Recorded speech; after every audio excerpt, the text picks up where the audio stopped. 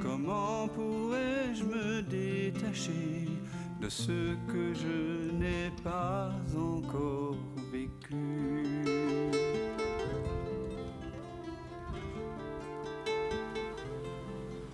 Le satsang, c'est une invitation à revenir à la maison. Celle qu'en réalité, bien sûr, on n'a jamais quittée, sauf en imaginaire. Et bon, on s'imagine bien des choses. On s'imagine que la maison est loin. On s'imagine qu'elle est plus tard que maintenant, ailleurs qu'ici. On dit home, sweet home, mais voilà, c'est comme une nostalgie, pour retrouver la maison. J'avais un collègue comme ça, un ami à l'opéra, Nelly, un Italien. Alors il me disait toujours, et plus les années avançaient, on se regardait souvent et puis il me disait a casa meglio, ça veut dire c'est mieux à la maison. Ce qui voulait dire pour lui qu'il était mieux dans sa maison physique, dans son habitation qu'à l'opéra. Il commençait un petit peu à s'ennuyer quand il y avait des productions un peu avec beaucoup de costumes et des mises en scène un peu trop emberlificotées. Il me disait a casa meglio. Il disait aussi che mestiere, 3 points de suspension, quel métier, voulant dire par là qu'il serait mieux à la maison. Et souvent on a ce sentiment dans la vie que oui, on serait mieux à la maison. On serait mieux en famille, on serait mieux chez soi, on serait mieux à la retraite. Maintenant il est à la retraite en Italie et peut-être qu'il est un peu mieux qu'à l'opéra, sur la scène. Je ne sais pas s'il a trouvé sa véritable maison, mais celle dont on parle ici, c'est une maison qui est déjà là. Cette maison, elle n'est pas plus tard, elle n'est pas après le spectacle. Elle ne se trouve pas particulièrement en satsang. Nous sommes déjà à demeure. Et c'est ça que j'ai envie de partager avec vous au cours de cette réunion. Cette évidence que nous sommes déjà ce que nous cherchons. Rumi avait cette phrase incroyable, il en avait tellement. Le poète Rumi, il disait « Vérité, je t'ai tant cherché, j'ai cogné à ta porte. J'ai cogné jusqu'au sang. Et un jour, la porte s'est ouverte et j'ai vu que j'avais frappé de l'intérieur. »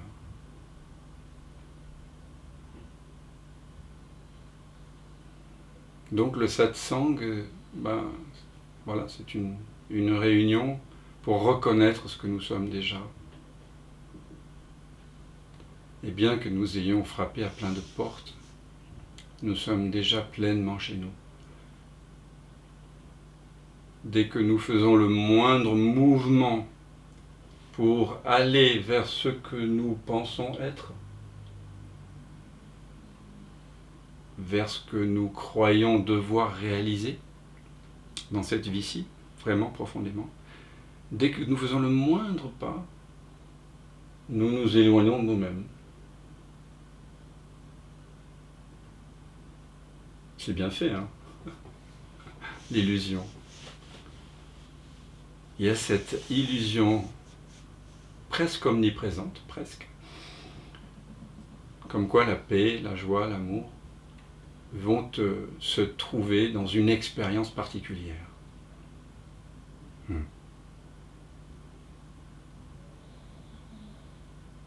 Mais qu'est-ce qui est toujours présent dans l'expérience? Les expériences, elles naissent, elles meurent, elles changent.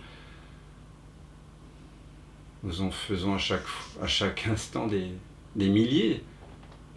J'avais lu quelque part que le cerveau humain pouvait enregistrer 2 milliards de bits par seconde, bits d'information.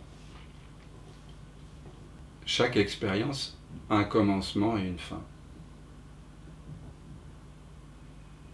Et Combien d'expériences avons-nous fait dans cette vie-ci qui ne sont plus là maintenant?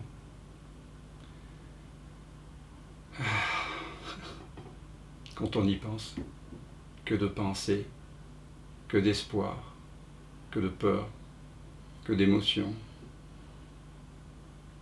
que d'histoire, d'amour, d'amitié, d'histoires qu'on s'est racontées, que de vécu. Et aucun d'entre eux, aucune de ces expériences ne sont là maintenant. Que de jouissance, que de douleur, que de tristesse, que de joie, que d'ennui, que de créativité,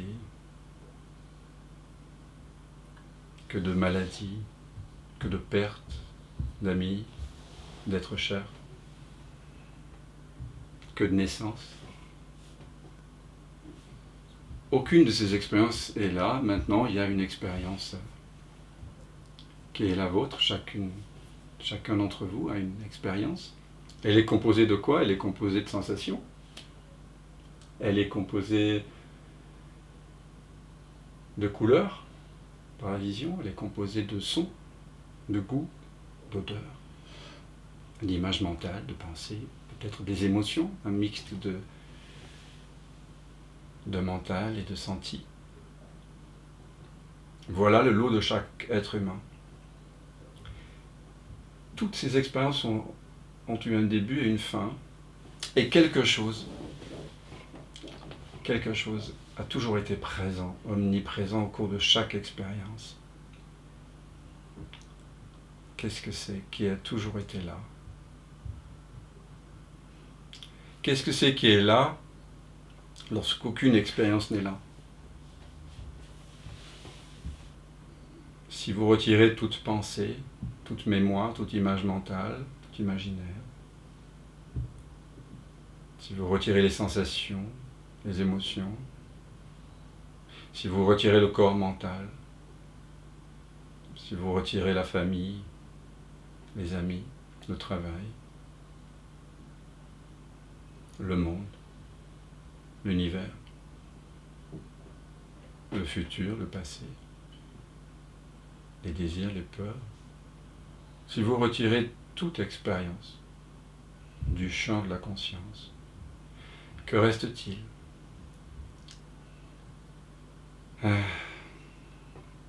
Que reste-t-il de mes amours? Eh bien, il reste la présence, il reste l'amour, il reste quelque chose qui ne peut pas être nommé et qui est tout le temps là.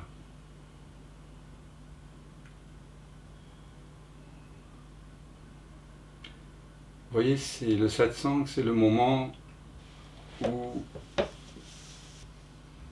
on prend soin de ce que nous sommes vraiment, de reconnaître ce à quoi nous avons résisté toute notre vie, ou une grande partie de notre vie, ce que nous avons refusé de reconnaître, ce que nous avons négligé par habitude, par peur, par inattention. C'est l'être, c'est je suis. Au cœur de chaque expérience que nous avons fait, il y a eu je suis. Et nous avons retenu les expériences. Nous avons oublié je suis. Un peu comme si toutes les expériences étaient des perles sur un collier, et que nous avions pressenti une sorte de continuité dans la vie, mais nous justifions cette continuité par les perles de l'histoire, en oubliant complètement le fil du collier qui rassemblait toutes les perles. On s'est identifié à un corps mental, à une personne, et comment ne pas le faire, puisque nos parents et la société, les humains nous ont dit qu'on était une personne séparée. Et à partir de là, on a commencé à croire que notre continuité qu'on pressent, chacun au fond de nous, était liée aux perles, aux histoires, aux mémoires, aux expériences, aux choses. Rien d'anormal puisque nous nous prenions nous-mêmes pour une chose. Et en réalité, nous avons négligé le fil du collier, la présence, le je suis. Et donc, ce à quoi on s'invite ici tous ce soir, c'est de faire refluer l'attention qui est toujours fixée sur les objets qui apparaissent dans la conscience, de faire refluer cette attention vers sa propre source. Qu'est-ce qui demeure lorsque j'ai vu, réalisé que tout ce qui apparaît et disparaît, c'est-à-dire toute expérience, ne peut pas être moi. Quand j'ai rejeté toute expérience transitoire comme n'étant pas moi, qu'est-ce qui demeure? Qu'est-ce qui est vraiment là?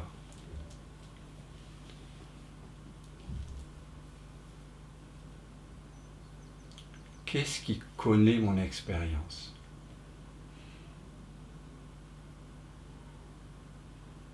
Qu'est-ce que c'est que cela par quoi toute expérience est connue, sans laquelle l'expérience ne serait même pas possible? Qu'est-ce que c'est sinon cet espace de présence et de conscience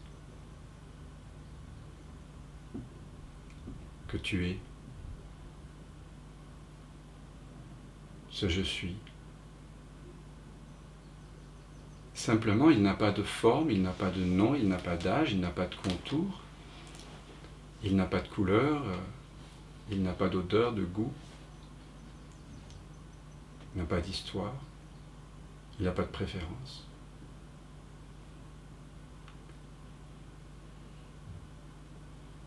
Et pourtant,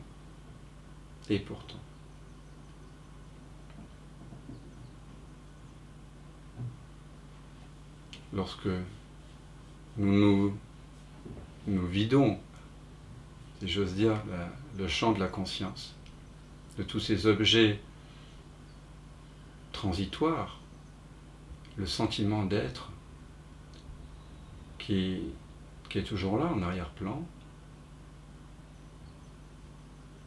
semble être soudain plus présent. On ne peut pas dire ce que c'est innommé. Ce n'est ni ceci ni cela.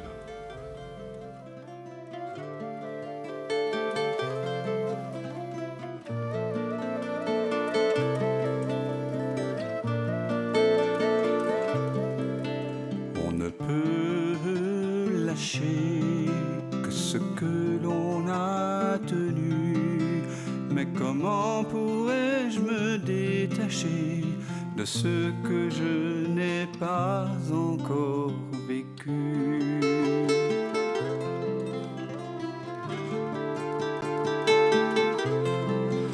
Peux-tu fuir ce qui te trouve et couper le fil ténu de ce pressentiment qui t'éprouve au cœur de cette absence reconnue?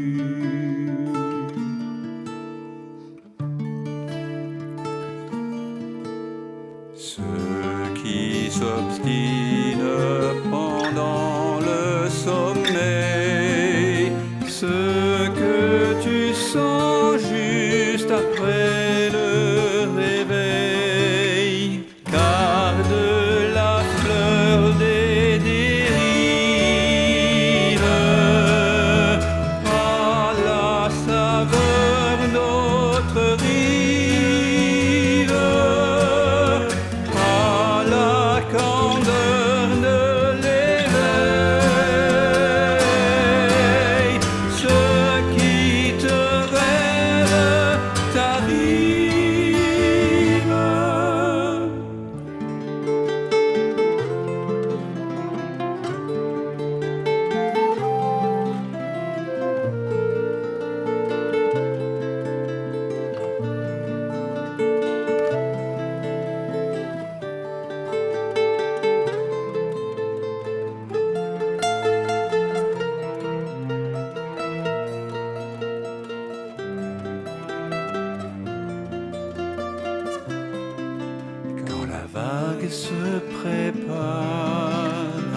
et ton ventre est nu. N'aie pas peur, il n'est jamais trop tard pour accueillir le souffle de ta mue.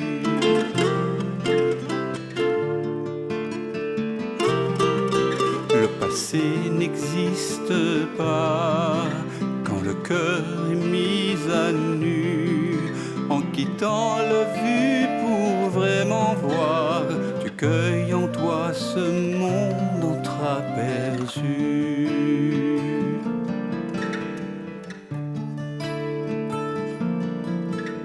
Ceux qui persistent pendant le sommeil, ce que tu sens juste après le réveil, garde la fleur d'autres rives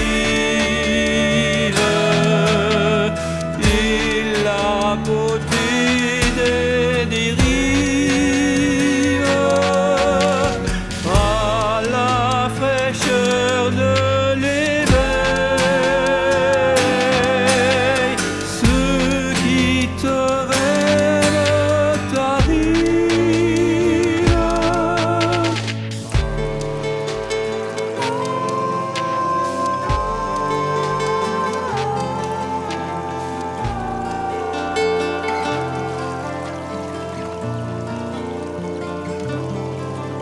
On ne peut lâcher que ce que l'on a tenu, mais comment pourrais-je me détacher de ce que je n'ai pas encore vécu?